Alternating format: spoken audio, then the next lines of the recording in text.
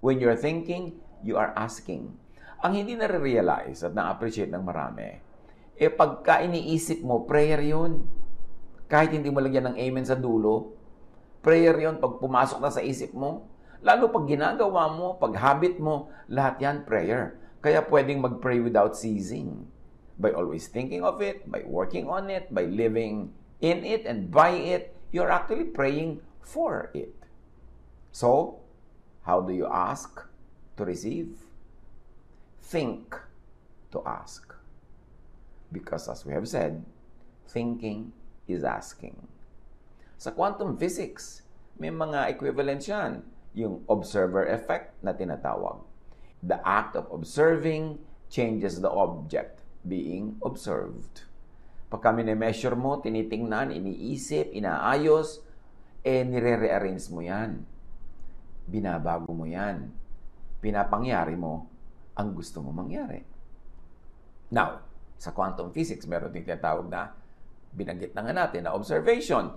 Measuring, expecting, and predicting an outcome. Yung predicting na yan, pwedeng prediction by thought, pero also by action. Yung gusto mong i-predict na marami kang kakainin, di naghahanda ka ng pagkain. Gusto mong i-predict na magkakaroon ng masayang okasyon, inihahanda mo yung bahay mo o yung lugar, yung venue, para maging masaya ang magaganap doon. Observation din yon. And there's such a thing called quantum tunneling. It's a phenomenon wherein a particle can tunnel or pass through a barrier that it should not be able to pass. Na pag lagi mong pinagtuunan, lagi mong iniisip, lagi mong ikinasa, lagi mong hiningi, ikinatok, inilapit, kahit sa simula ay parang imposibleng maganap, ito ay magaganap. So parallel yung mga katuruan ni Jesus at maraming ideyas in quantum physics. Sa pagpapatuloy ng ating Luke 11:9-13, verse 10, sabi pa rin ni Jesus, everyone who asks will receive. Everyone who searches will find. And the door will be opened to everyone who knocks. Ang tanong, bakit po nag-ask naman ako? Hindi ako nagre-receive. Nagsa-search naman ako, hindi ko matagpuan. Kumakatok naman ako, hindi ako pinagbubuksan. Well, itanong natin, who receives daw? Everyone who asks. In other words, everyone who thinks, who observes, who tunnels, receives. Matthew 21:22, if you believe, you will receive whatever you ask for in prayer. If you believe, you will receive whatever you ask for by praying, thinking, observing, tunneling, by doing. So gusto mo humingi ng bunga ng halaman, you ask by doing. Magtatanim ka, didiligan mo, aalagaan mo yung tanim mo, at lalabas yung bunga niyan under normal and usual circumstances, of course. So, doing is asking. Thinking of it is asking. At tinatawag sa quantum physics na observation and tunneling. Matthew 8:13, then Jesus said to the centurion, yung humihingi ng kagalingan para sa kanyang katulong, go, let it be done just as you believed it would. And his servant was healed at that moment. Nasa bahay kasi ng centurion, yung Roman official, yung kanyang katulong na may sakit, lumapit siya kay Jesus at sabi niya, Jesus, sige, pumunta tayo sa bahay mo, pagagalingin ko. Sabi ng centurion, sundalo po ako, opisyal ako, pag inutusan ko yung mga tauhan ko, sumusunod naman. So, hindi nyo na kailangan pumunta sa bahay ko. Iutos nyo lang. Sa pamamagitan ng inyong kapangyarihan na gumaling siya, susundin kayo ng kalikasan at gagaling siya. So, naniniwala yung centurion.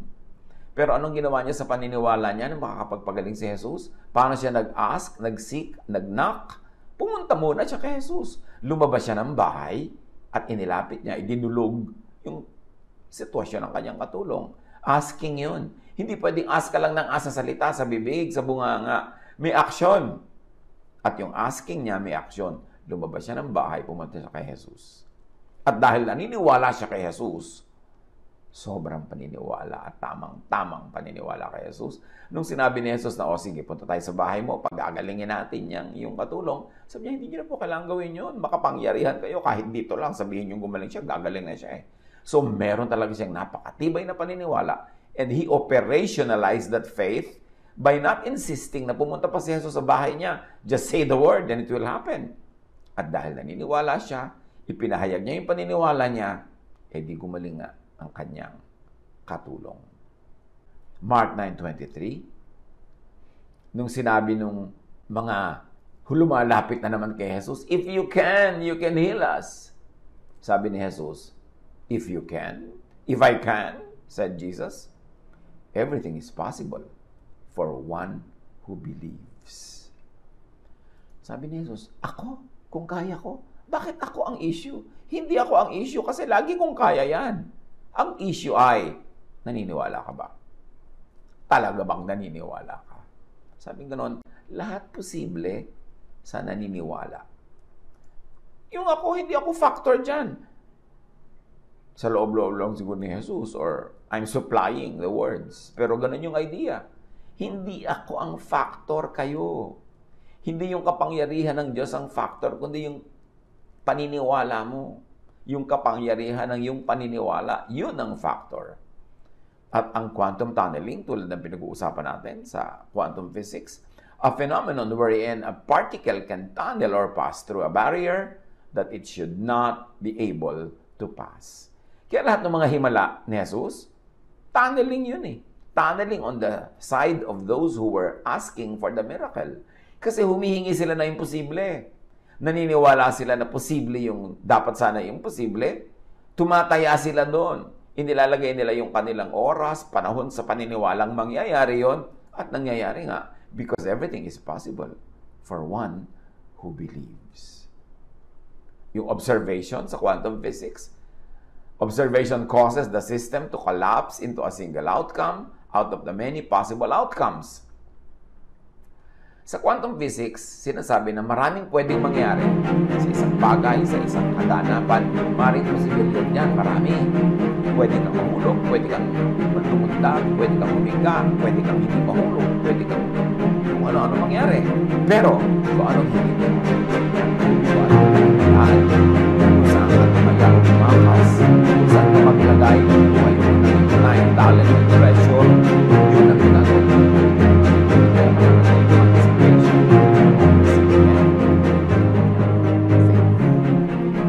Superposition idea sa quantum physics. All possibilities exist at the same time. Sa buhay mo, pwede kang mamatay ngayon, pwede kang mabuhay ng mahaba, pwede kang mabuhay ng maiksi, pwede kang ganito't ganyan.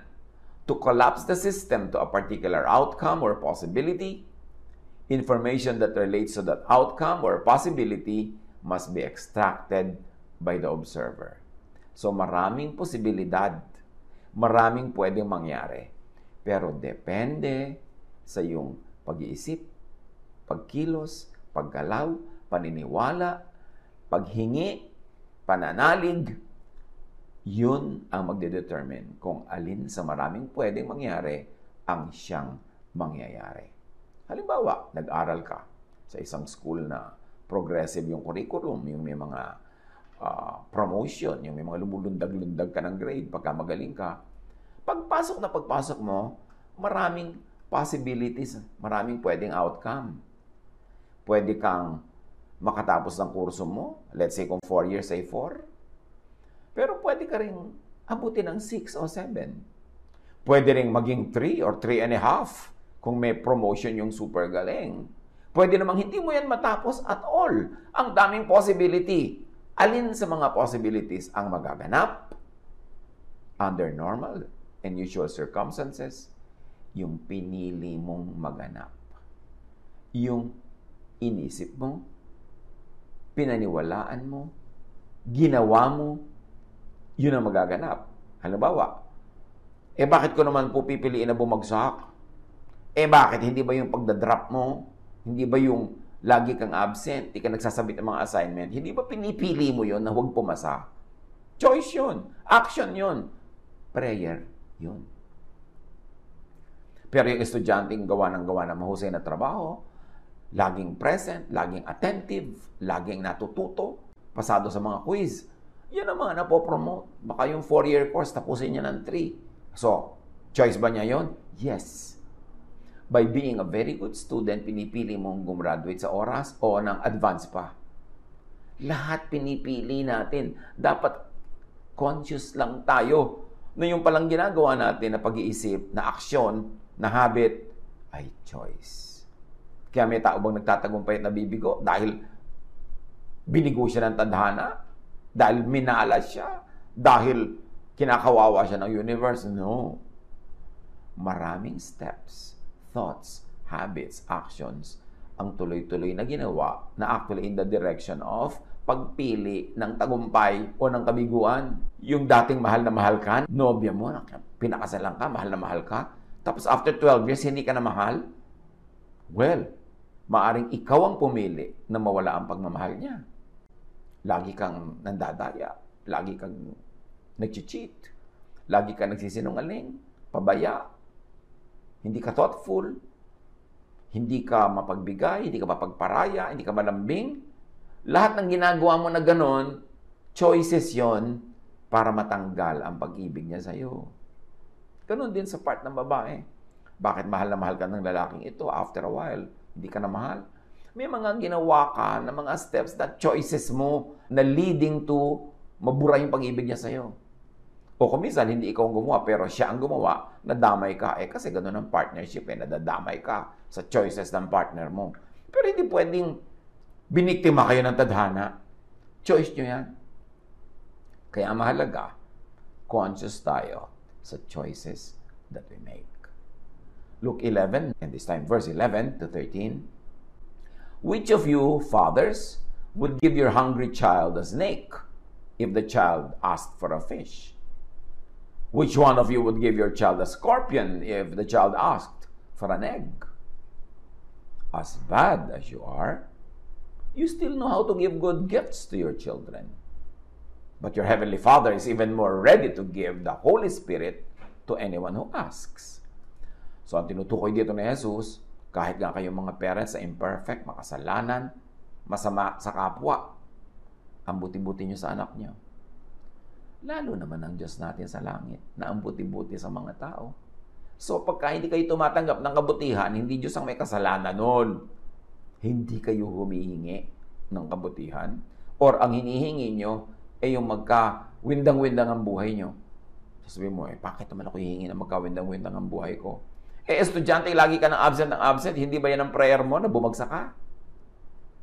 Trabahador na laging absent, laging late, laging reklamo, walang sinasubmit na magandang trabaho. Di ba prayer mo yan na matanggal ka? Prayer yan. Because thought and action, they are both prayers. So, who gives good gifts? The giver is the Heavenly Father. Kaya mo bang ubusin ang ibibigay ng Ama sa langit? No way. The amount of blessings you receive is not limited by God's capacity to give. It is defined, limited, or expanded by your capacity to receive, to believe, to ask. Matthew 6:6. When you pray, sabi ni Jesus, go into your room, close the door, and pray to your Father who is unseen. Then your Father who sees what is done in secret will reward you. Tapos sabi pa ng Matthew 6:8, do not be like them, for your Father knows what you need before you ask Him. So magpray ka daw in private and ask God in secret, and God who sees in secret will reward you. Now, one very tantalizing definition of asking in secret is not asking by words, especially not asking by words in public, but asking by thought and action.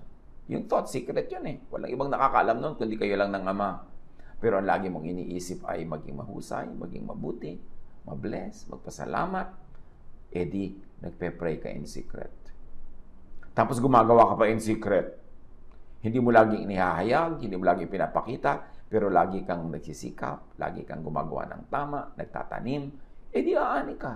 Because your Father who is in secret will reward you. Kaya mabuting maunawa natin kung ano talagang kahulugan ng prayer eh. Yung iba, ask with words. No. Your Father knows what you need before you ask Him. So yung desire mo, yung need mo na nasa yung mind, hindi mo na kailangang i-verbalize, lumabas pa sa bibig mo para pumasok sa mind ng Diyos as sound waves at i-decode niya, gawin niya uling words para kanya maintindihan. No, mind to mind, spirit to spirit. We are one with God all the time. So, sabi nga, even before words come out of my mouth, you already know. Even before I ask, you already answer. Kasi alam ng Diyos. So, huwag magsayang ng oras sa kahihingi verbally. Humingi ka through thought, through action, through habit, and believe. And it will happen. Sabi ni Jesus, if I can, it's not me, it's you. It's your faith. Anyone who has faith will make it happen. Sana maintindihan natin yan. Para ma-operationalize natin kahit 25%. Kasi talagang kumisan, zero na ang operationalization yan eh. Puro paniniwala lang sa salita, sa bukadura, pero sa action, wala. Gawin nating practice na manalig. And expect. Yan din ang itinuturo ng quantum physics. Who gives? Heaven. Or if you like to call it, the universe. Mark 5:27-29. When she heard about Jesus, yung babaeng ginudugo ng 12 years at hindi gumagaling, she came up behind him in the crowd and touched his cloak. Because she thought, she thought. Ibig sabihin, she asked, she believed. Because she thought, if I just touched his clothes, I will be healed. So, hindi lang siya naniniwala na pag nahipo niya, gagaling siya, may action siya. Hinipo niya. Remember, asking is thinking and doing. Immediately, her bleeding stopped, and she felt in her body that she was freed from her suffering. Immediate. Ephesians 3:20. Now to Him who is able to do immeasurably more than all we ask or imagine, according to His power that is at work within us, etc. So, God is able to do immeasurably more than we all ask or imagine. But we begin with and by asking and imagining, and let God multiply whatever we ask or imagine. Now, yung universe na pinag-uusapan natin, or heaven, or creation, the economy of God, sa quantum physics may tinatawag na superposition. Particles or matter exist in all possible forms and configurations simultaneously. Observation will cause this to collapse into just a single outcome or configuration out of the many possibilities. In other words, nothing exists and nothing is certain until it is observed. O, ipinanganak ang isang sanggol. All possibilities exist. Magiging mabait ba siya o hindi? Magiging matalino ba siya o hindi? Magiging mabunga ba ang buhay niya o walang kabunga-bunga? Magiging mabuti ba siyang husband or wife o hindi? Lahat ng possibilities, they exist. But what do the participants in the life of the child, and later on, the child himself or herself, will do? Mag-iisip siya. Kikilos siya. Pipili siya ng mga gagawin at iisipin, at lahat ng mga yon, kakambal ang mga pinipili at iniisip ng kanyang mga magulang, mga taong may direct hold sa buhay niya, direct influence. Lahat yan ay maglalakip-lakip, magsasama-sama, at pipili from the many choices ng isang tunay na magaganap sa kanyang buhay. Kaya kumisan, magkakapatid, pare-pareho ng genes, pare-pareho ng magulang, pare-pareho ng kinain, pare-pareho ng eskwelahan pinuntahan, iba-iba ang mga kostumbre, ang mga ugali, ang mga asal, at iba't iba ang kapalaran. Kasi maraming ginawang kanya-kanyang choices. Hindi tayo victims of circumstance. Sabi nga ng Invictus, I am the captain of my soul. meron tayong direct participation sa paglikha ng ating ngayon at bukas. Hindi tayo mga lulutang-lutang na kusot sa baha na kung saan dali ng alon, doon pupunta. Meron tayong participation. You participate by asking, by believing, by thinking, by doing, by acting. Now, why the Father or Heaven or the universe gives? Bakit nga ba? Sinasabi ng quantum physics or science, the observer effect has parameters, namely, the intensity of the observation, the predicted expected result or outcome, and the number of observers measuring or observing the same system. In other words, you receive what you give away. What you expect and predict or measure affects the very thing you are observing. Halimbawa, may bata, may behavior siya, may attitude siya, pero hindi lang siya nag-iisa in a vacuum. Yung attitude mo sa kanya, yung observation mo, yung input mo sa kanya, magkakalakip-lakip yun sa sarili niyang ginagawa at yun ang lilikha ng magiging identity o kilos o particular behavior niya at a particular moment. Kaya may mga bata na nagtatantrum pero pa ang nag-handle sa kanila is magaling na psychologist. Tumitigil, umaayos. Meron naman na pagkaburarang magulang ang nag-handle sa nagtatantrum at OA na anak, lalong nagiging pakawala ang behavior niya. May mga bata na dahil ganito ang kanyang ginagawa, pagserbehan mo, huwag mong gawin yan, lalo niya ginagawa. Meron naman sabihin mong gawin mo yan, hindi niya ginagawa. Naglalaro-laro ang ating mga reaksyon at yun ang bumubuo ng ating realidad. So, kung ikaw ang may katawan, isipin mo kung anong gusto mo talaga mangyari. Gumawa ka ng mga hakbang patungo doon, paniwalaan mo yun, at yun ang mangyayari. Para sa buhay ng mga taong mahal natin, o ino-observe natin, o tayo ay mga participant sa buhay nila, isipin din natin para sa kanila kung ano yung maganda at gusto natin mangyari. Ipanalangin natin sila. Tulungan natin, gumawa tayo ng actions. At yun, lalakip sa sarili niyang performance para bumuo ng isang common and one result. Kaya mahalaga rin yun when we pray for one another. Ba't hindi mo kailangan gawin sa plaza yan? Pray publicly. May effect din yan. Pero ang sabi ni Jesus, pray privately. So when you pray for people, ino-observe mo ang buhay nila. Pwede ka rin mag-tunneling para sa kanila. At kung yung prayer at paniniwala mo ay mas malakas kaysa doon sa prayer, asking and paniniwala, noon mismong tao, malamang na yung prayer mo pa ang siyang matupad dahil ikaw ang nag-tunneling. So kung yung anak mo, ang gusto niya halimbawa, bumagsak siya sa school, ikaw gusto mo pumasa, ipag-pray na pumasa siya. Hindi lang prayer ng salita. Tulungan mo, i-tutor mo, bigyan mo ng oras mag-aral, tulungan mo siya makapagbayad ng kanyang mga matrikula. Bigyan mo ng materials para makagawa ng mga project. Di pinagpe-pray mo siya. At sa ganon, nagtataneling ka rin. Nag-observation ka rin by the standards of quantum physics. At malamang, kung ang faith mo ay malakas, yun ang matupad. Tulad ng centurion. Hindi naman yung may katawan hindi naman yung servant niya na may sakit ang humingi kay Jesus sa pagalingin siya Yung centurion. At syempre, dahil may authority siya over his katulong, may malakas na spiritual force yung authority niya na yon. Pero remember, it was the faith of the centurion, not that of the servant, that made the servant well. Kaya mahalaga, powerful din that we pray for others. At kung yung ating prayer life, spiritual life, yung truth natin, mas malapit sa truth ng God. Malamang yung truth natin ang umiral, mangibabaw at maghari sa buhay kahit ng ibang tao.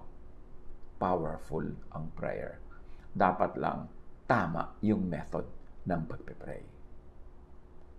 Ask, search, knock for what you want to receive. Kung ano yung gusto mo, kung anong kanais-nais, kaibig-ibig, kung ano ang mabuti, kung ano ang maganda, yun ang isipin, yun ang ilapit, yun ang ikatok. Think, imagine, speak of what you want to receive or happen. Huwag baligtarin. Do, move towards what you want to receive or to happen. Halimbawa, gusto mo ng masayang pamilya. Pray ka ng pray, Lord, pasayahin niyo po ang pamilya namin. Bigyan niyo po kami ng kasiyahan, bla bla bla. Pero, bungangera ka naman. Tamad ka. Hindi ka tumutulong. Hindi ka nagko-cooperate. Pasaway ka. Kahit mangisay ka ng kape, pray na pasayahin niyo po ang pamilya namin. Pang-ibabaw lang yun. Hindi yun ang totoo mong prayer. Kasi ang totoo mong prayer ay yung ginagawa mo. Pag umuwi ka ba ng bahay, nagpapasalubong ka sa anak o sa magulang o sa kapatid o sa asawa. Di, yung pasalubong mo, prayer yon na pasayahin kayo. Kasi syempre, thoughtfulness begets thoughtfulness. Nagtatrabaho ka ba para ka makapag-entrega sa iyong asawa, sa iyong anak, mapaaral mo siya, sa iyong magulang? Yun ay prayer for happiness. Pero kung tatamad-tamad ka, bibisyo-bisyo ka, wala kang inuuwing income, puro utang, puro trouble, yun ay prayer na ang pamilya nyo maging miserable. And remember, ask and you will receive. Your action is asking for an unhappiness in the family, it will happen. But if your action is asking for happiness, it will happen. Eh, paano po kayong action ko for happiness ang hinihingi, pero yung asawa ko for unhappiness? Well, kung sino ang mas malakas na pananampalataya sa inyo, malakas mag-observation at mag-tunneling, eh di yun ang magaganap. Pero hindi lubos na magaganap kasi may participation din yung kabilang partido. Kung dapat ang grade nyo 100, naging 80 tuloy kasi ang taas-taas ang binibigay mo pero siya ang baba, syempre kukuhanin mo yung average niyan. Because we affect one another. Proverbs 18:21, the tongue has the power of life and death, and those who love it will eat its fruit.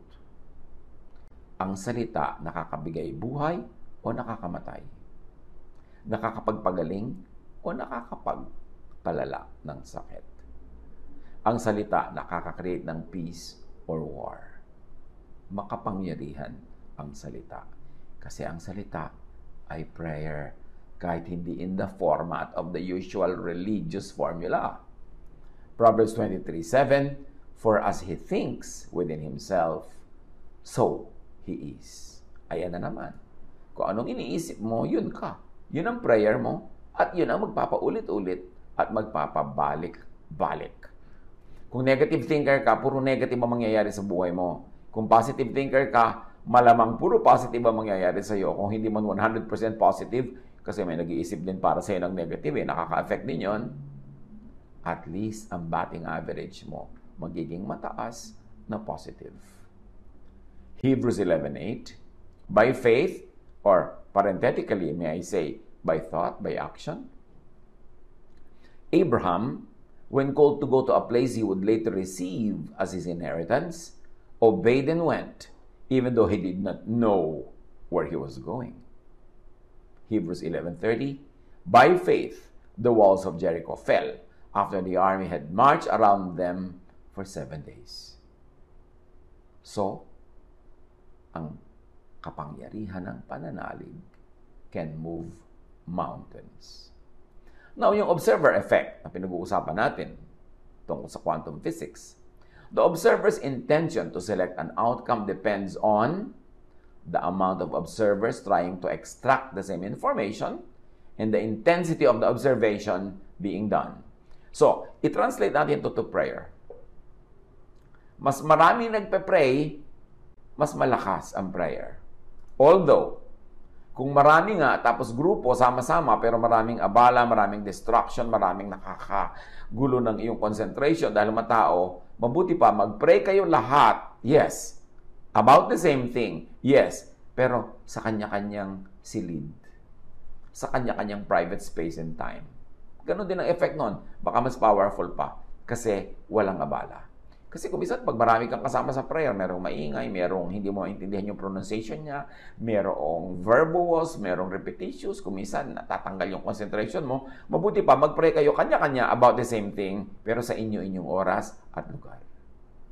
The intensity of the observation being done affects the subject. Sa reverse, sa kabaligtaran, do not think of, do not imagine, Do not speak of what you do not want. Yung ayaw mong umulan dahil may picnic kayo, tapos sabi, uy, baka umulan. Naku, baka umulan. Ayan, uulan na nga. Matutupad yun. Because words are powerful. Remember, it is the power of life or death. Yung naku, ang anak ko, baka naman mahulog, baka maaksidente, baka masaktan. Bakit yun ang sinasabi mo? Huwag mong sabihin yung ayaw mo mangyari. Ang sabihin mo, yung gusto mong mangyari. Proverbs 4:23-27, be very careful about what you think. Your thoughts run your life. Kaya yung suspechoso, madalas yung suspicious nyo nagiging totoo. Yung wala kang ginawa kundi pag-isipan ng masama yung asawa mo, yung anak mo, yung magulang mo, kaibigan mo, kapartner mo sa trabaho, di yun na matutupad kasi prayer mo yun eh. Iniisip mo, prayer. The observer's intention, prediction, and expectation collapses into a definite state and selects one possibility from all possibilities. So, all said, bless, do not curse with your thoughts. Bless, do not curse with your words. Bless, do not curse with your actions. Kung anong ibig, kung anong mabuti, kaibig-ibig, maganda, matapat, totoo, tunay, think about such things. Pray about such things. Do such things. Because your prayer